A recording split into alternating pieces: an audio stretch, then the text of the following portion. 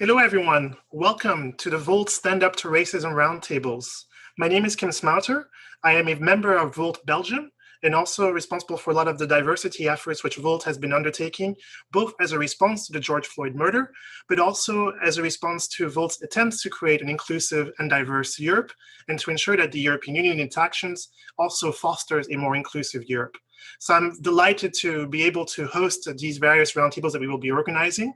We're going to be organizing 3 roundtables, which are going to be exploring the various facets of what is a very complicated story, and to try to ensure that we give the voice to those who experience racism the most, in order to ensure that when we are discussing solutions, we are discussing them from a people-centric perspective. And that is something which Volt as a party is very much committed to. Before I give the floor to our panelists, I want to give first the floor to Eileen, who is a member of the Volt Europa board, to also express from her perspective why Volt Europa has decided to organize these roundtables and why we feel it was important at this particular moment in time to be organizing these as a movement, as a European movement, as a European political movement. Eileen, the floor is yours. Thank you, Kim, and especially thank you to the guests who are taking their time and personal energy to have this conversation. We as Volt Europe very much appreciate it.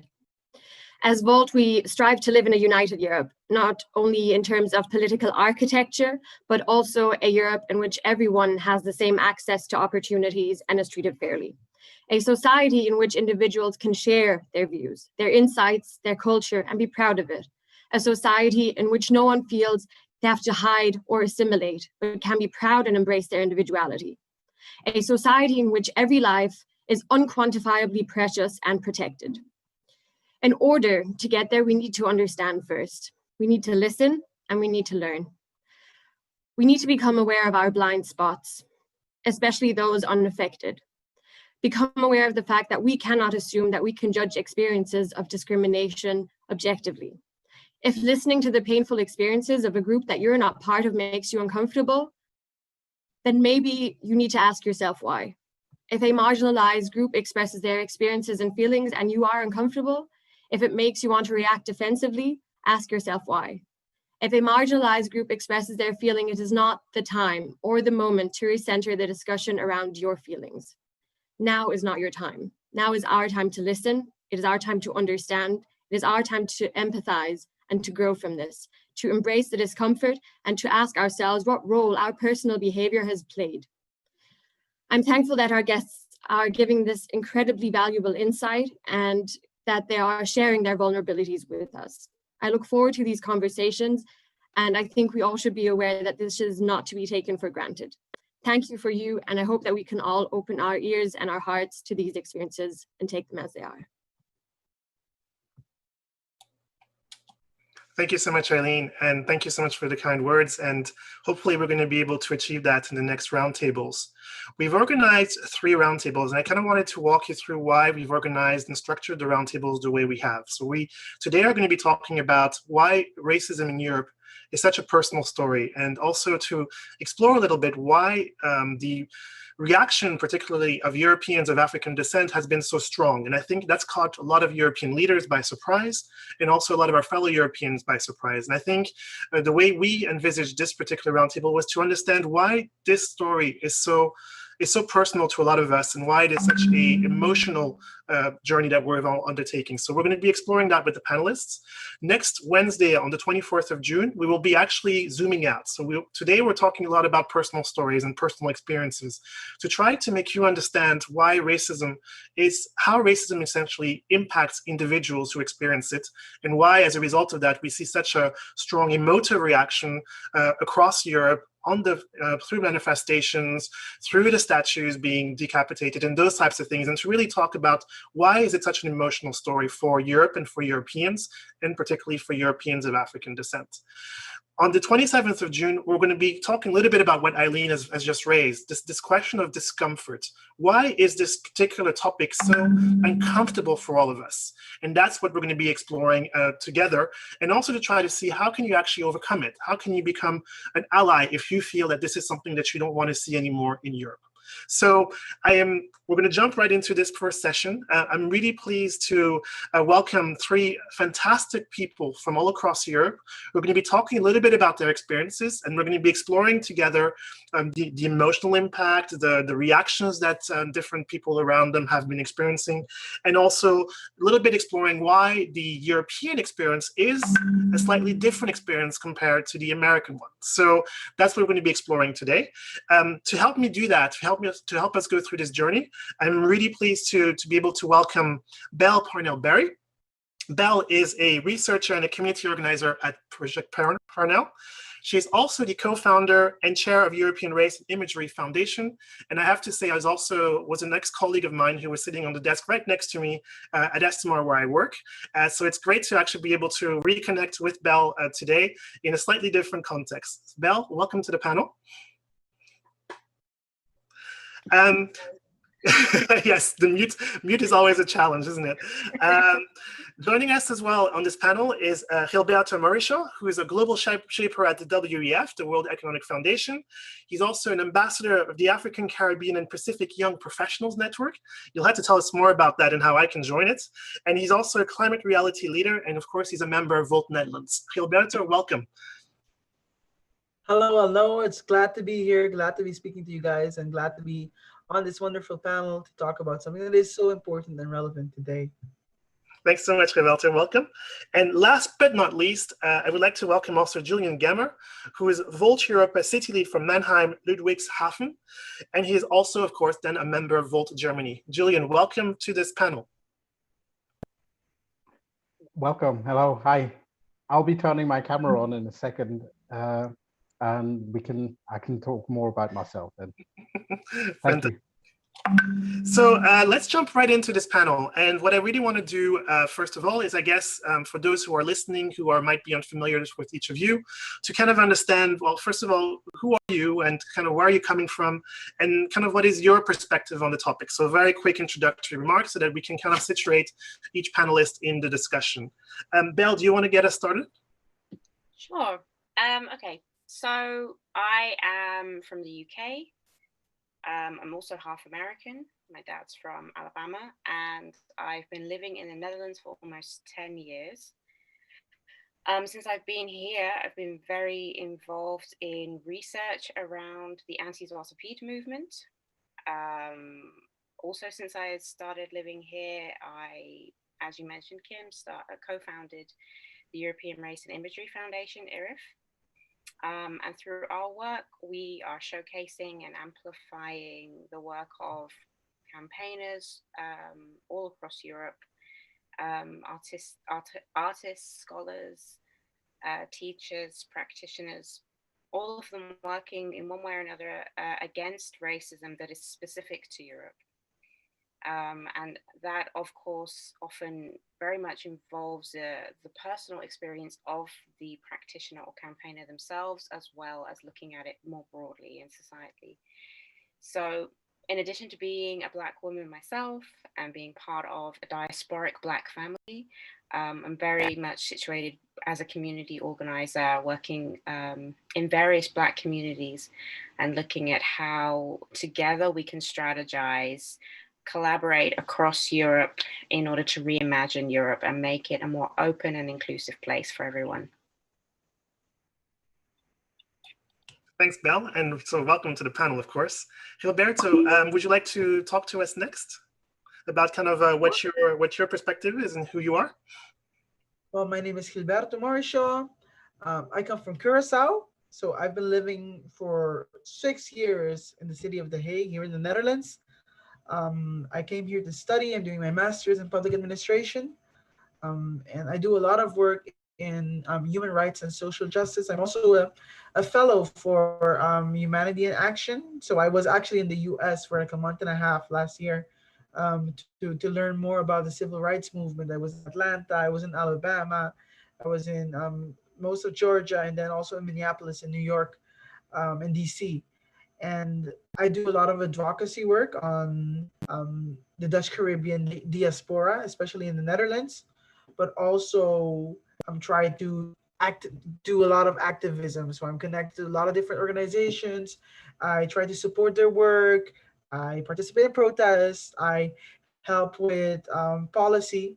So I try to push for policy change that impacts Black communities and the communities of people of color in the Netherlands, but also in Europe. I want to make it better because I believe that this is the time. This is the time to make a difference and the time to make a stand. And we will do it and we will win, but it's gonna take some work. Thanks, Gilberto. And Julian, nice to see you. So great to have you on the stage as well. So Julian, kind of, can you tell us a little bit more about who you are and kind of what your perspective is on the topic? Well, Julian Gemmer, my name, from Mannheim in Germany. I have a mixed background. My mother's English, my father's German, but I'm also adopted. So it's all very complicated.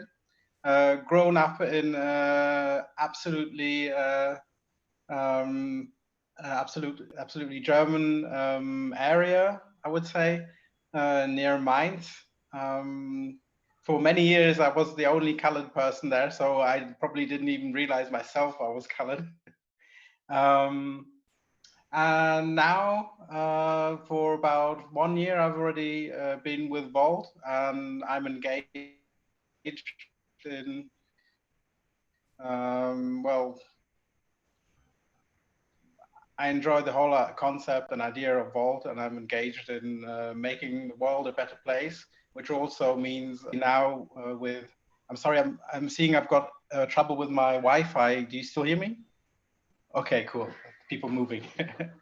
Yeah, and especially now with the upsets in America and all the protests going on, it's definitely extremely important now to have a loud voice and make sure that the momentum is used in a productive way, that it can be somehow brought to policies, that politicians, that companies, everybody can be aware that there is something they have to pay attention to. And yeah, that's something I would be willing to contribute to. Thank you. Thanks, Julian. And again, Roberto, Bell, Julian, thank you so much for your time. What I want to kind of begin in terms of the discussion, I think it's what's interesting is maybe to explore a little bit kind of what your reactions were to the emerging Floyd story. I mean, what I remember kind of, so for those who are listening in, to kind of give you also an insight in terms of where I'm coming from. I am, like Julian, I'm a mixed race. So my father is from the Netherlands, my mother is from Congo. I was born in Germany. I grew up in France. I actually spent time in the US as well before landing in Belgium. So I really will be kind of navigating this discussion from both the US perspective as well as the European perspective, because I think it's quite important for those who are listening to understand that whilst there are some similarities to the African-American experience, the Afro-European experience, so from Europeans of African descent, is slightly different as well. And also, of course, the European relationship to the things which African-Americans are struggling with is also quite different. I think it's quite important to be thinking about that as we discuss this. So I remember when the George Floyd story kind of broke, I actually have friends in Minneapolis, and all of a sudden my Facebook feed was kind of starting to go wild about police murderers and those types of things, and I hadn't really gotten the full story. And it's only kind of a few days later that the thing kind of really exploded, and that I started to have kind of an emotional reaction to it. So kind of my first reaction was kind of, okay, well, it's the US, here we go again, okay, fine. It's like every other one which has happened before. Nothing's going to happen with this one either, and so there's no point in getting emotional about it. But this one became different. This one became viral. This one had kind of, everybody started reacting to it. And then all of a sudden I started having kind of the emotion kind of came afterwards, kind of, okay, actually, if you think about it, Kim, this could have been, one of your siblings, this could have been your mother. These things happen to your friends quite a lot. So actually that story, which seems so far away in Minneapolis, actually there was quite a strong personal connection to that. So, and as a result of it, and now we're here today having this discussion as a result of what happened so far away in the United States. So I'd be curious kind of from you guys' perspective, kind of, yeah, what was your reaction to it? And has your reaction changed over time as the story has evolved? Maybe Julian, since you were last in, would you like to begin us off? Yeah, of course. Thank you. Well, to start with, the first thing my first thought was I was absolutely gobsmacked. It was once again, I mean, yes, it happens very often. One has the impression in America, but still, it seemed very, very tragic the way Floyd had to die. And that was absolutely gobsmacked in the first moment. Then I was really happy to see that there were these protest movements going on, and that there were actually many people joining in and expressing their solidarity and well, just taking part in the whole situation. Then for a moment, I was actually pretty worried that it's going to be an excuse for violence and for any person really, that people were just going to jump onto this wagon and, you know, start fights left, right, and center. But that was only a very brief moment. And then I feel that the positive momentum of the whole situation really carried on and spread across the world, spread to Europe. And it's been pretty amazing to see that this was possible in such a way. Obviously, social media plays a big role, but it's still incredible. I mean, I can't compare it with any other movement somehow. I don't know. Do you have a comparison? Those were my feelings, yeah, living through the whole situation. Thanks, Julian. And Belle, I mean, I know that you've been kept busy with the whole situation. That Belle is also working with the European Network Against Racism, and I know that they've also been organizing roundtables. And I guess the phone is ringing off the hook at the moment, with everybody wanting a reaction from ENAR and ENAR's members with regards to this. Kind of, but from a personal perspective, kind of, how do you feel about the George Floyd situation? And yeah, kind of, what are your reactions to it, and has that reaction changed? Well, I don't really consider it to be a George Floyd situation. I consider it to be an endemic anti-Black genocide situation that has been ongoing for hundreds of years. And my father and I, when we talk about this, we always kind of see it through the lens that, you know, Black people are kind of at war in America, you know, and that's always been the case. He's there, he's in Alabama, that's where he's from. All of my family on that side, apart from maybe a couple of people, everybody on my dad's side, they're all pretty much in the South, from Florida to Texas.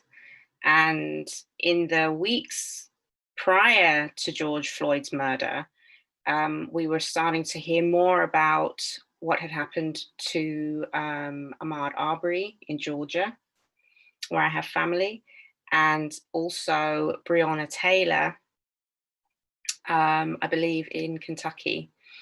And those two deaths, you know, one, you know, a kind of a very public lynching on one hand, the other, a typical case of over-militarized, you know, war on drugs, over-policing in the States. We were just devastated once again, collectively, as a family. It was something we talked about a lot when we were calling and FaceTiming. This was also happening in the midst of COVID. We lost some family members to COVID in the States. People couldn't attend funerals. We could see that our community was being disproportionately affected. So I think, you know, and just generally the whole climate of you know, hostile environment in the UK, how that has impacted, you know, the so-called Windrush generation in the UK and the deportations there, being very, very much involved in the anti-Walter Pete movement, living in The Hague, like Gilberto, and seeing how that has taken such a vicious turn in terms of backlash with white supremacists right here where we live. it's kind of like build up, build up, build up. So for me, my reaction to the news of George Floyd was actually to disengage, because it was too much. It was like a tipping point almost. I never watched the videos, by the way. I think I listened to some of the audio of Trayvon Martin's murder, and I decided after that point I didn't want to watch them, and I never share them, because I just feel like that adds to the dehumanization and the normalization of the brutalizing of Black people. It's almost a weird kind of entertainment, you know. And then actually through my work with IRIF, I was able to kind of reground myself, focus on what the community needed on a personal level, with all these people crying out and needing comfort across Europe, because the reality is we're facing this as well all the time. We're seeing really regular police brutality and deaths in police custody, and, you know, murder of Black people here in Europe as well. I think that really strikes a chord with people. I think that's why people got so galvanized on this side of the Atlantic, because we know it's happening here as well. That's why people wanted to show support. I'd say now I'm a little bit stronger and a bit more able to engage with these discussions, which is why I'm able to sit here with you. But I also, what I'm looking for and hoping for, to build off of what Julian was saying, is that the momentum keeps going. I understand we can't keep protesting, even though protests are ongoing in the US, but also in Europe. But I really hope that all of the people who've shown up, that, you know, not just Black people, but people from all different backgrounds across the world, that they keep showing up, that they keep supporting the organizations that are working on this, like IRIF, that they continue to donate money, that they continue to confront themselves. And as Eileen said, as we started, that they allow themselves to be uncomfortable, they confront their fragility, because it's their problem too. And if we're going to talk about how it's personal, it's personal to them too. So that's where I am with it now. Thanks, Belle. And indeed, I think as you were expressing yourself, it connected to me as well. I think it's difficult for people. Well, it's difficult for Europeans in particular to really understand how the racism in the United States is experienced. That it's really, it's very hard to imagine that there are really Black neighborhoods, and that those Black neighborhoods are no-go zones for white people, but also in vice versa, that Black people are just absolutely unwelcome in white neighborhoods. And if you do go into a white neighborhood and you're driving there, just minding your own business, that you will get pulled over just to be asked, you know, why are you here? Why are you in this neighborhood? You don't belong here. And that is explicitly mentioned by the police. And that's just a very mundane example of the kind of racism that African Americans experience day in and day out. So I can only imagine what your family in particularly in the South are experiencing. So indeed, it's not something which is just appeared out of nowhere. That it's been building up, just as you said. Gilberto, let's bring you in as well in the conversation. You had a really, I thought, quite an amazing kind of interview with Renier, where you both kind of explored, kind of from a Dutch perspective, what was experiencing. So for those of you who don't know, do check out Vulture Europa's page, because that interview was published, and it's really, I found it quite an emotional hour experience, because it also, again, connected to a lot of things which I've experienced in my lifetime, which I know a lot of my friends have experienced, and also the way you opened Renier's eyes about kind of how it's really experienced and all the interconnections of that. But anyway, Gilberto, what do you think? Kind of how you experienced the Floyd story? Has it changed you? Has your reaction changed over time? I mean, when I first heard about it, so I was also in Minneapolis, right? It was also last year, and I heard about it. I was like, oh my God, there's another story again.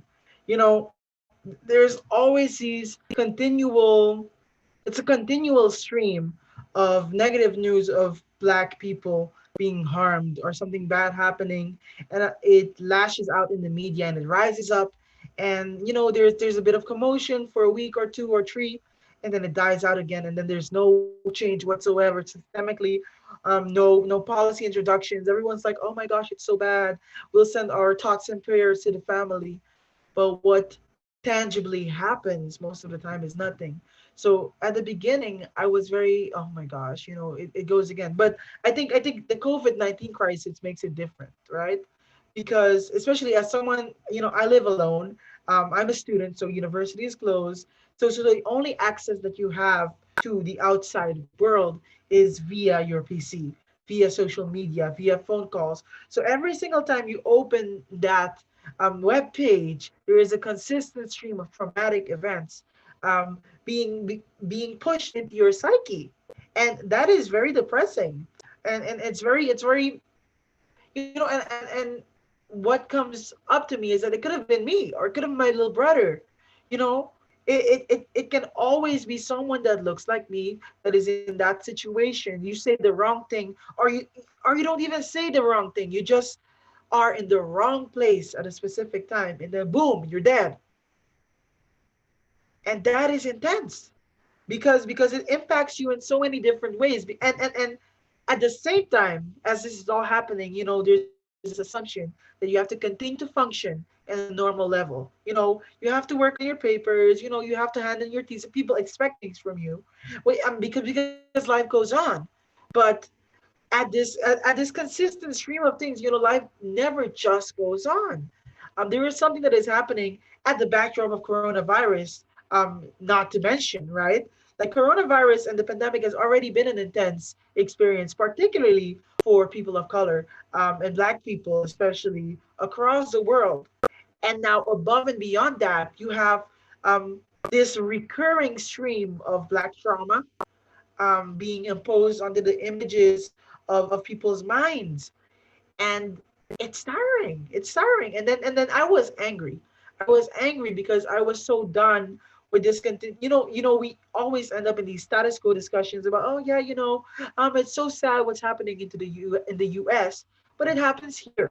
It happens in Europe, and most of the time, the reason why we don't see it is because we act as though we don't see color. Oh, we don't see color because we don't register race, because we feel that registering race is the most racist thing ever. While the most racist thing ever is systematically and systemically treating Black people in a way that is different, that removes their opportunities and accuses them more of crime and imprisons them and keeps them in a state of poverty. That is what's wrong. It's not just about seeing color. You're wearing purple. I see you.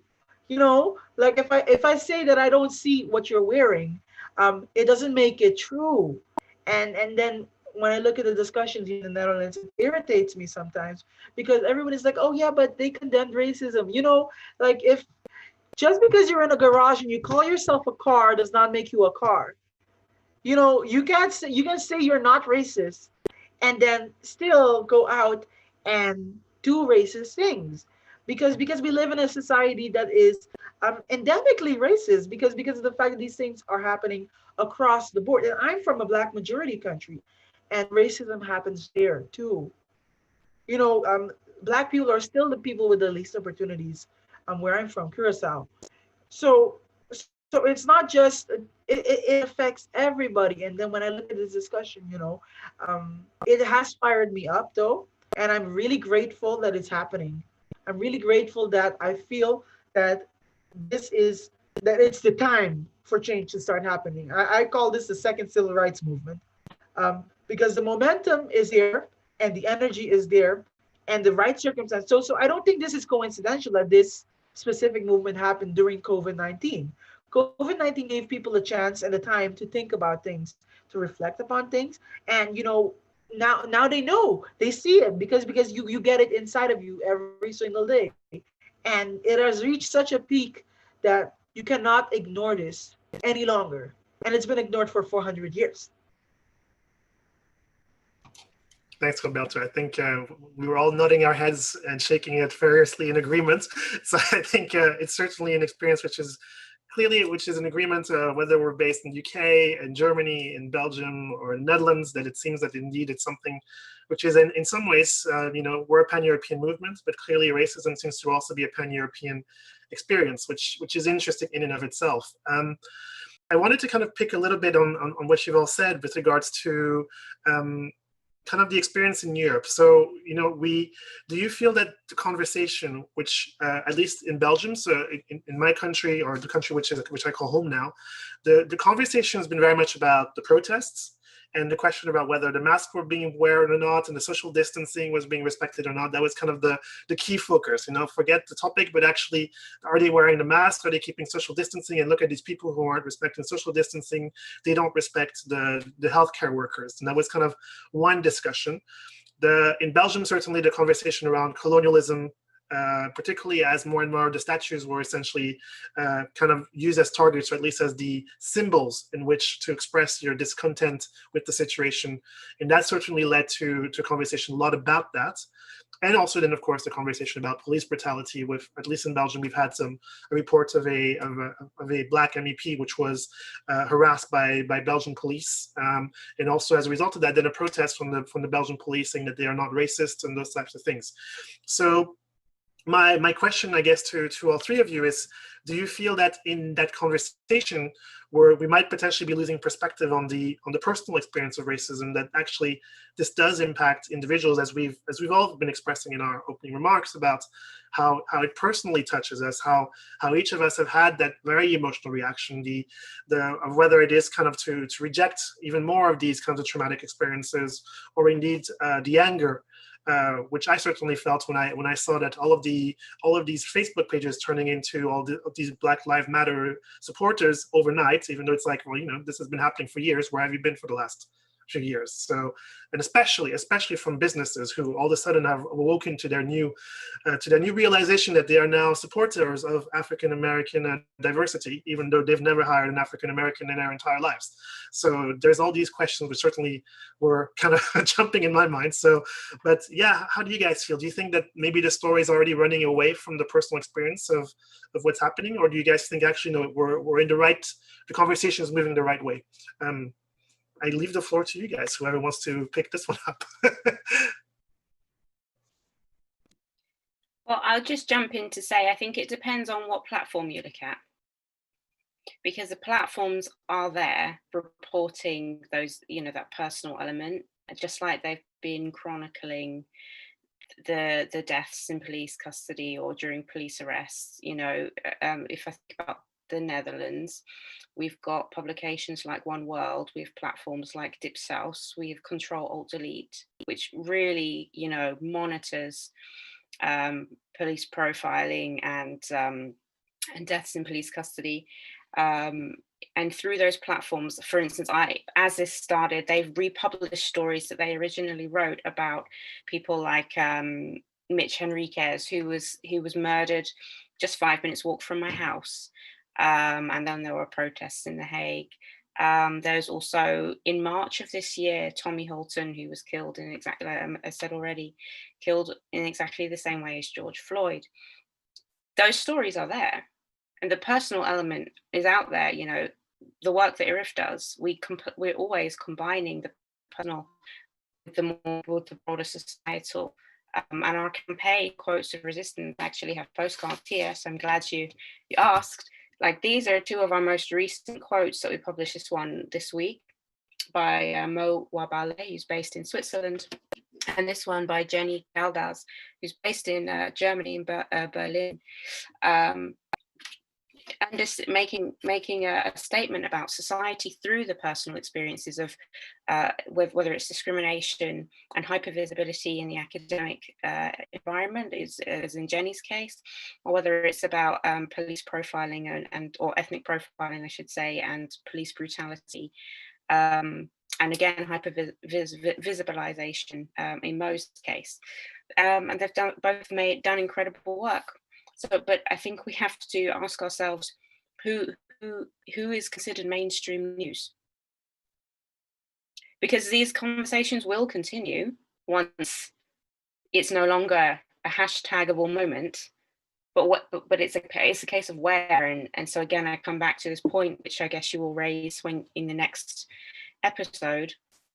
It is white people and non-Black people of color's responsibility to continue to look for those stories and to continue to keep this as news and to continue to understand that this is serious and that it is institutional, and it will continue, and unless we continue to have a lot more flashlights on it, you know.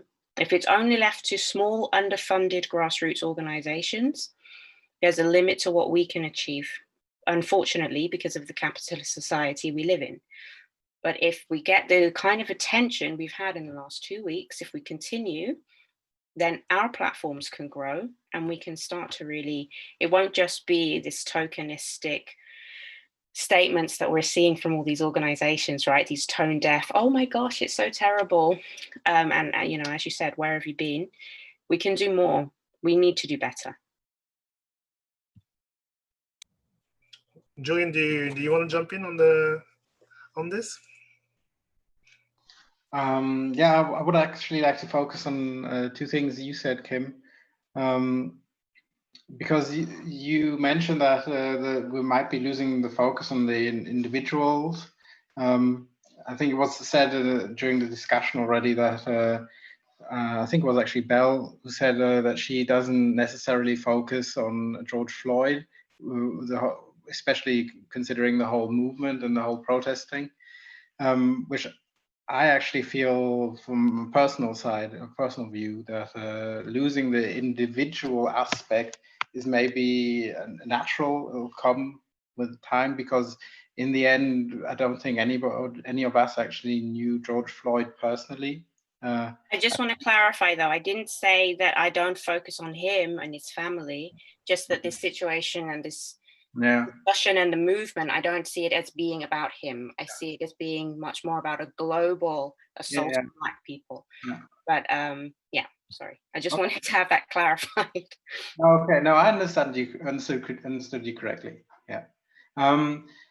But I actually even think it's natural and it's good, actually, because if these movements and protests live on and they don't necessarily only move around George Floyd, then obviously there is a big agreement within the whole communities and groups participating that there is a systemic problem, and it's not all about George Floyd. And one will never ever be able to do the family sufficient justice. But if it were only the individual focus, probably at some point one would say this is over.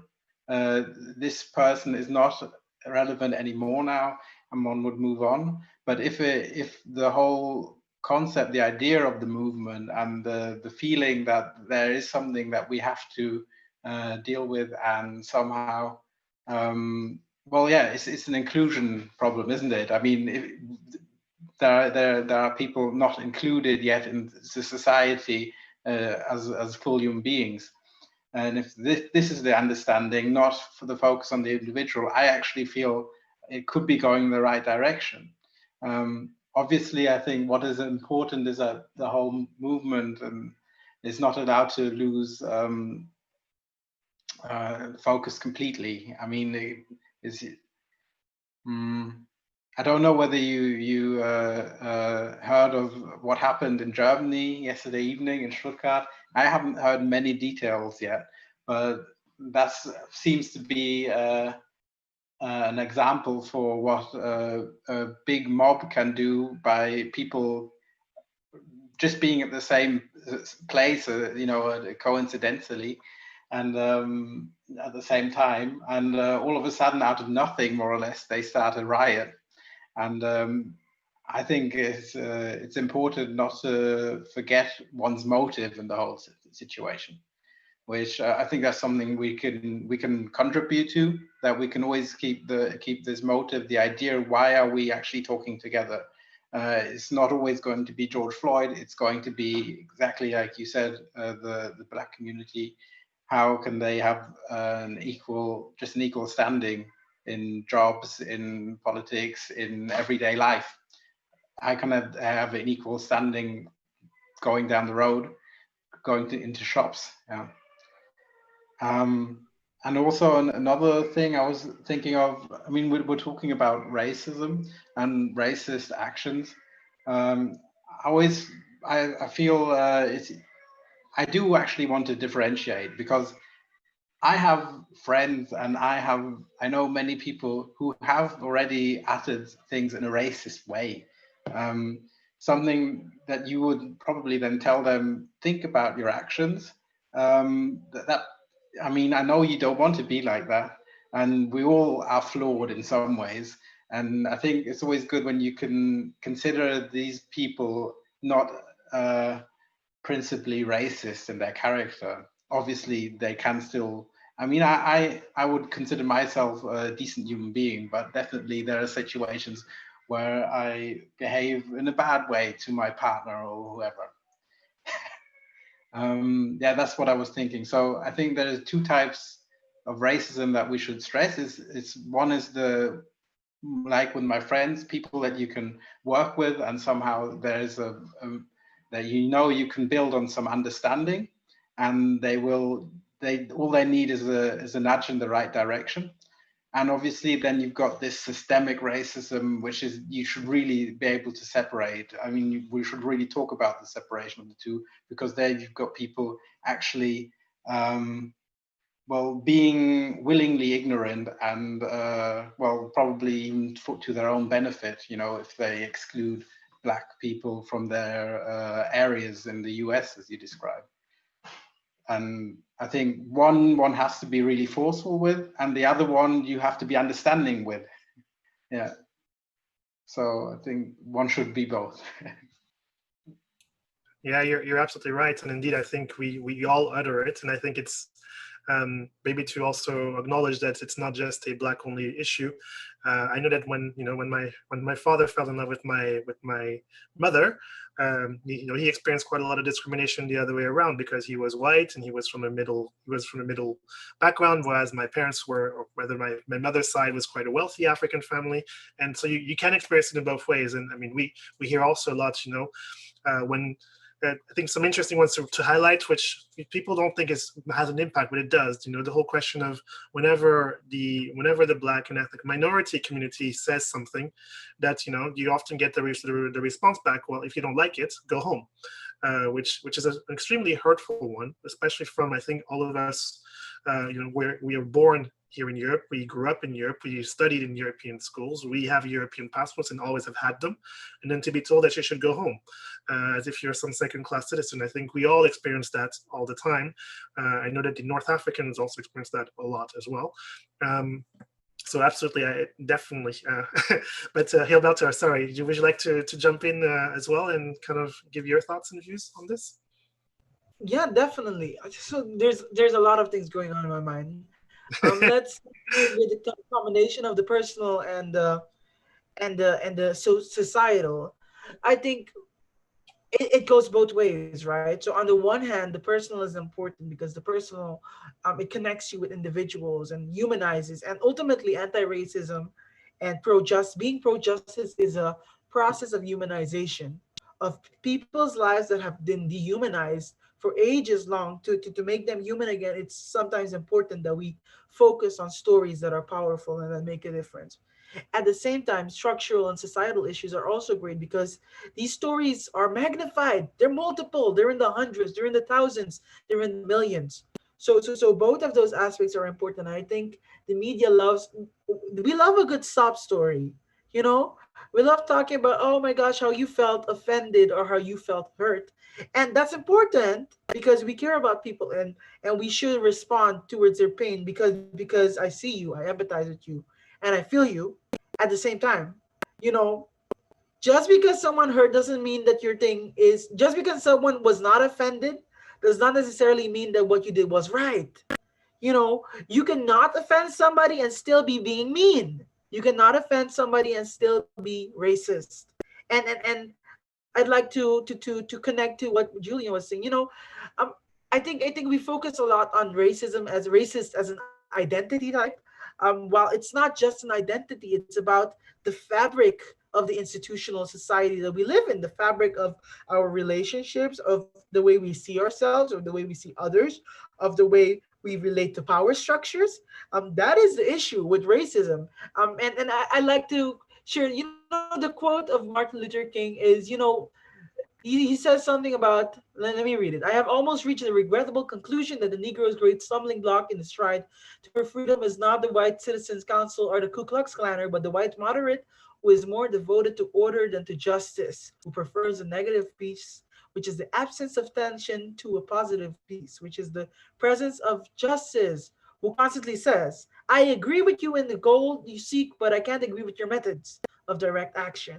And this is so relevant for us nowadays because everybody's talking about how, oh, they shouldn't be protesting loudly enough. Oh, they shouldn't be throwing down statues. But the issue is that there is injustice. And as I always like to say, injustice breeds chaos. What we see right now is chaotic because of the injustice, not just because people want to go on the street and throw things down. You know, if everything was right, if everything was peachy, if everybody was happy and go lucky and there was rainbows and unicorns everywhere, we would not have this because we would all be fine and we'd all be sipping our mojito. And if everything is good, we will be good. But it's not good. So there is turbulence, and we're in such a volatile time right now. And on the one hand, it's scary. On the other one hand, it's also good because for too long we have lived in a status quo based off of lies. You know, we've lied to ourselves that everything is fine. We've lied to ourselves that, the whole world, we can just go out with friends, and the world is just, and there are certain facets of injustice in the world, but everything is great. That we're the most progressive, the most developed generation ever. And in some ways we might possibly be, but for a lot of people that's not the case. And to bring it back personal to myself, even moving into these institutions, like I'm connected to a lot of these things, there's still this feeling that you consistently have to fight just to be accepted, or to fight to excel. You have to excel above and beyond to be accepted as normal. So for Black people and people of color in Europe, there is no freedom to just be mediocre. You should be able to be mediocre. You should be able to be like, I'm just gonna wake up and play some video games and then go back to sleep. But like what it comes down to, if you want to be successful, you have to have like 10 jobs, and I've done 5 internships, and I've done 2 board years, and I've done speaking gigs at the side. And there's nothing wrong with excellence. Excellence is good. We should all strive for excellence. I think that's a part of the human process, the human journey. I think it is important that we all strive for that. But there is this inherent unfairness and unjust situation where a particular group of people is expected to do that by definition just to be able to survive. And that's injustice. Such great points. And I mean, for me, what I often use as kind of an example to highlight just the systemic racism is very much so. I work in the European bubble, so I work with the European institutions. I've worked in the European Parliament, and I just, it's a very simple question. How many people with my skin tone do you see working in the front lines? And that might be 1, 2, maybe. I've worked there for nearly 14 years, and I think the number of times I've actually seen somebody from my skin color as a policy lead, as a director general, as a head of service, never. And that you can't just say that it's because African Europeans are mediocre, or because they're not getting diplomas and those types of things, because we are equally getting diplomas and those types of things. So indeed, just with that singular example, we already see all the truth behind all the other statistics, which highlight how much discrimination we experience, whether it be in housing, whether it be in the workplace, and those types of things. Time is ticking. When we started this conversation, we already were saying, in an hour we're going to be done in no time, and it's proven to be indeed the case. Our listeners have been sending questions on Twitter, on Facebook, on YouTube. I hope you guys have found the conversation interesting, and thank you guys for sending these questions. We're going to try to start addressing some of them in the conversations. I'm going to ask the panelists to be short and concise in your responses. One of the questions was regards to whether in our personal experiences, so because a lot of us have indeed this kind of African and European perspective, do we think that there is more racism in the US versus Europe? Same amount? Actually, no, it's Europe which has more experience racism. I mean, my personal reaction would say it's expressed differently, but there's the same amount of racism on either side. In the US, it's more in your face. It's more violent. It's much more visible. In Europe, it's more insidious because people don't dare to tell you that they are racist. They won't dare to tell you that, I'm making that decision because of, it's not quite the same, but I think the end result is exactly the same, and we see it in the statistics. The statistics don't lie that, Europeans of African descent continue to have less positive results. But do you guys agree with that, or would you say it's different? Or, Gilberto, you guys have that kind of experience. What do you guys think? I'm sorry, Kim, I love you, but I have to disagree with you. And I'm going to disagree with something you said earlier as well, where you said, that in the States you have a segregation that you don't have here, and you have a situation where, for instance, you would really be confronted by an authority figure and they would say you don't belong here. That does happen here. When I was looking for a flat, when I, first moving to The Hague, I was told by a realtor on one occasion, which neighborhoods were, not okay because they had the bad immigrants living there. And I, being British, was a good immigrant. But then you had other realtors that wouldn't even take me to see certain houses, or would be talking about, for instance, typical Eastern European neighborhoods. The Hague is a very segregated city, very segregated. I mean, you can go into neighborhoods where there are no white people, that are entirely Muslim communities, that are very Black, very Eastern European, so I can't. There was a situation recently in South Holland, around Dordrecht, where people had written to a realtor to tell him, or to tell the company, don't bring any person of color or any families of color to visit houses in our neighborhood. We don't want them here. This is a Dutch neighborhood. By Dutch, they meant white.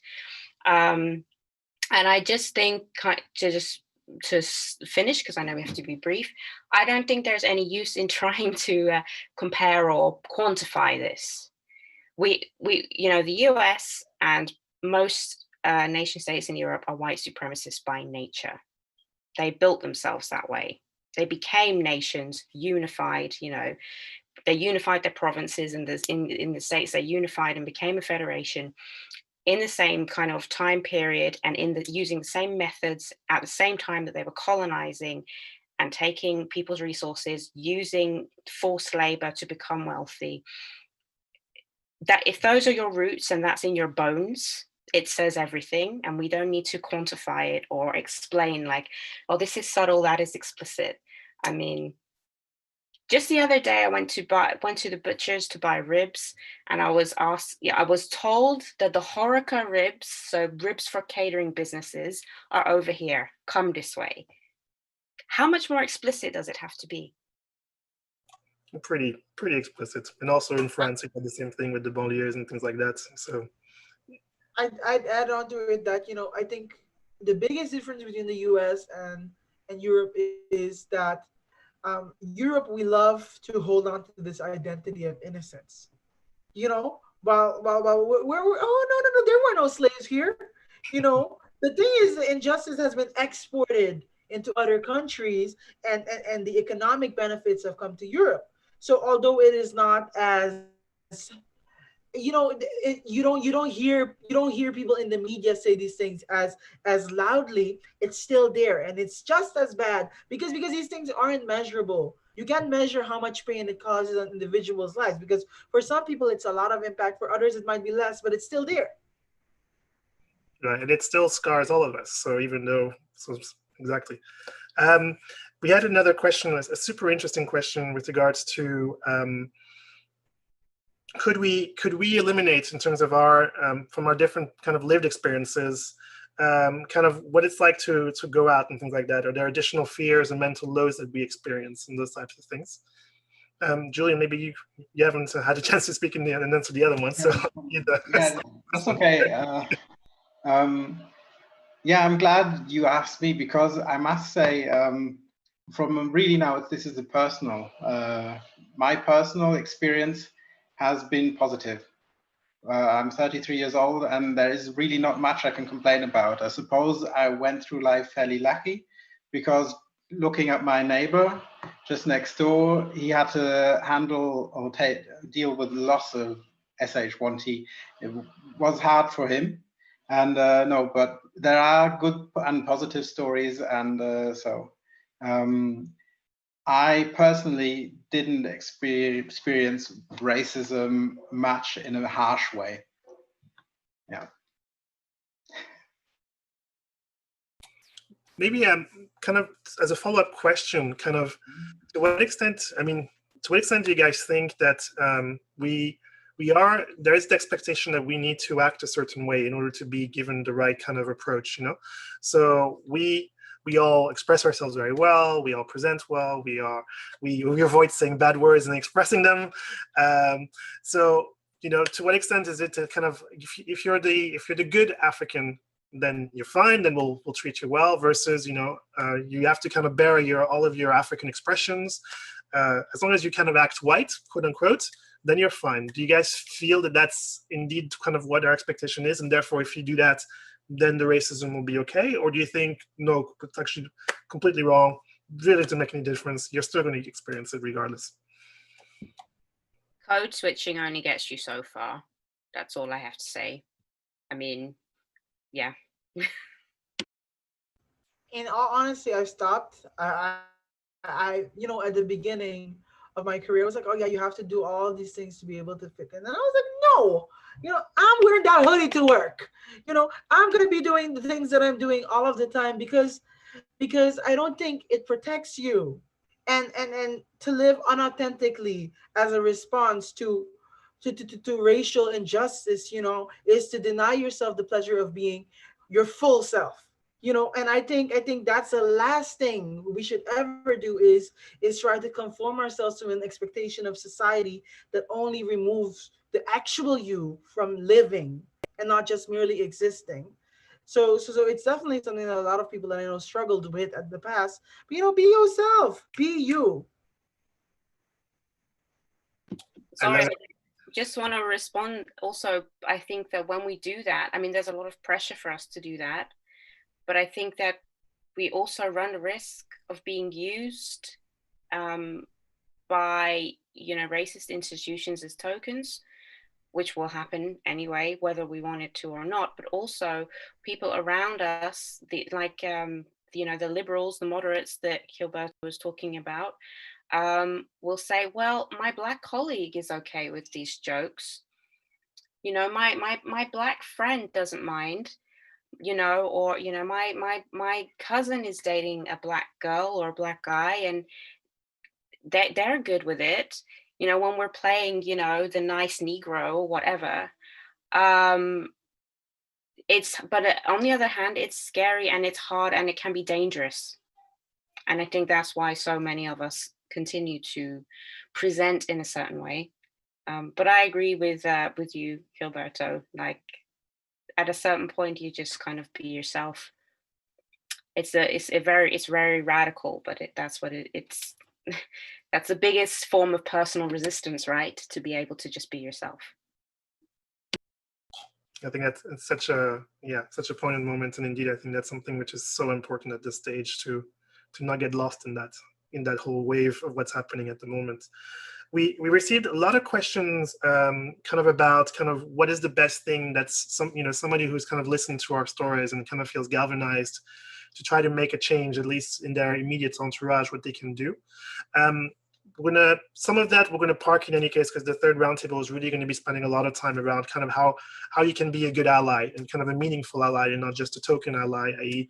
just putting something on your YouTube, on your Facebook profile and then job done. So we're going to cover some of that there. But one question which was posed was around kind of the visibility of Blacks in essence as role models and the importance of that. Also from a personal experience, kind of what is the importance of having these people being seen, you know, on TV, you know, actually, if you listen to the news, it's actually their journalist is actually from our skin tone. How important is that for you guys from a personal experience? And would representativity either in those platforms, but also in politics, also in management, would those things, do you think, have changed the personal experience of racism as we've experienced it?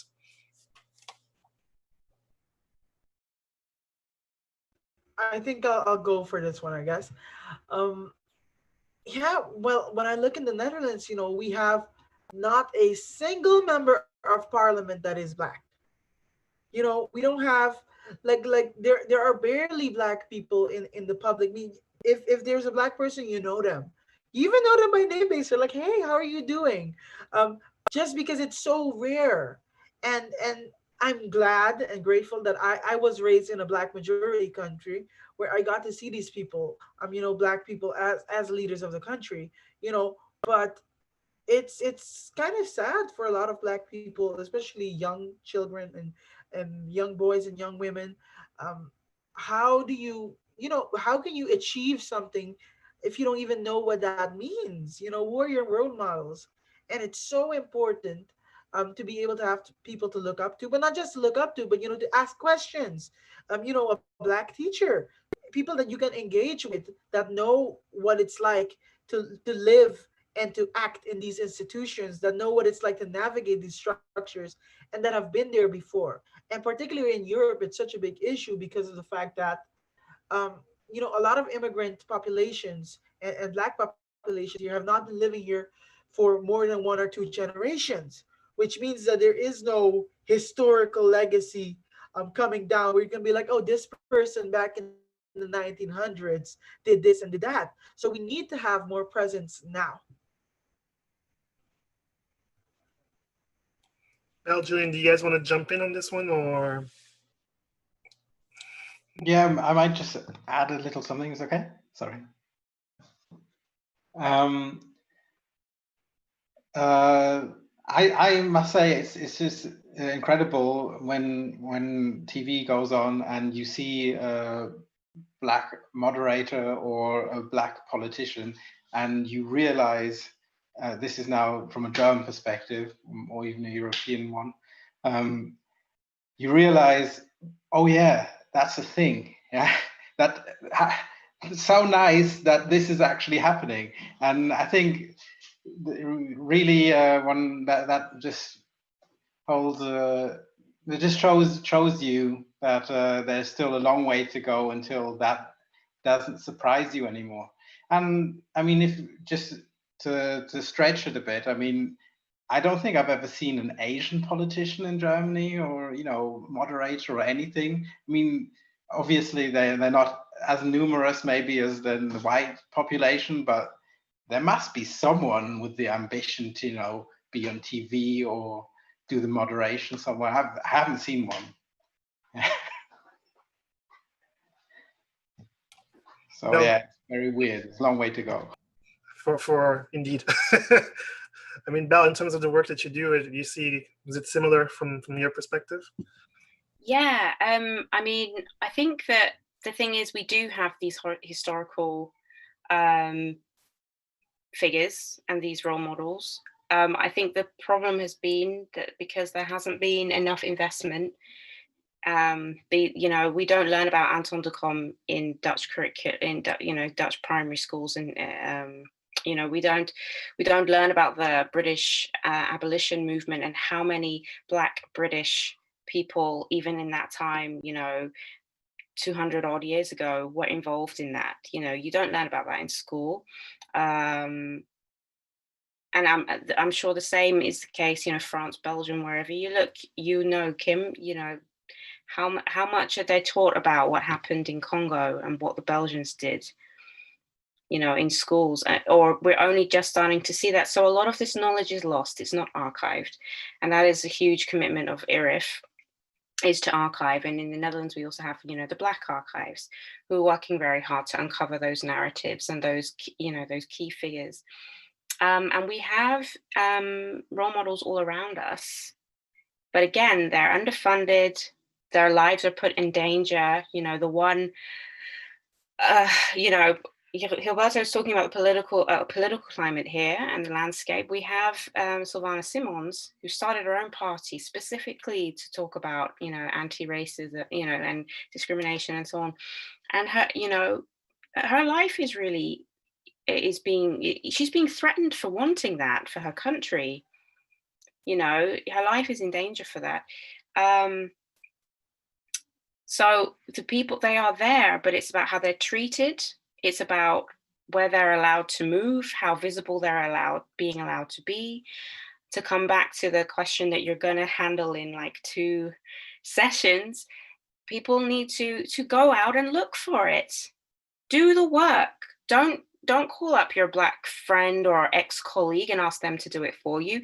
You go find the organizations. You send them money every year. You keep posting their stuff on Facebook and Twitter and Instagram, even after this isn't a viral moment anymore. You show up to their protests and their events. Be there. Make it a constant commitment until this is mainstream. You know, when this campaign that I'm so proud of and in love with for IRIF, Quotes of Resistance, is not grassroots anymore, then I can stop what I'm doing. But until then, that's how we create those role models and those narratives that the next generation can look up to. They can learn from. That's how we get our archives going. But unless we get support, there's a very strong chance that in 20, 30 years, that archive will be lost. And that's the real tragedy. Thanks, Belle. And hopefully those who are listening have heard kind of the action plan of Belle, which I think for many of, because there were a lot of people asking questions with regards to how can you be a good supportive ally. I think Belle has just given you kind of some good starting points that you could potentially explore. Unfortunately, we've reached the end of this hour. We've actually gone a little bit beyond, but I've asked for indulgence so that we can continue and complete the conversation. For those of you who are listening, next Wednesday, we're going to be zooming out a little bit. And a lot of your questions were in essence talking about kind of how do we tackle this entire system which has been built around, which makes systemic racism possible.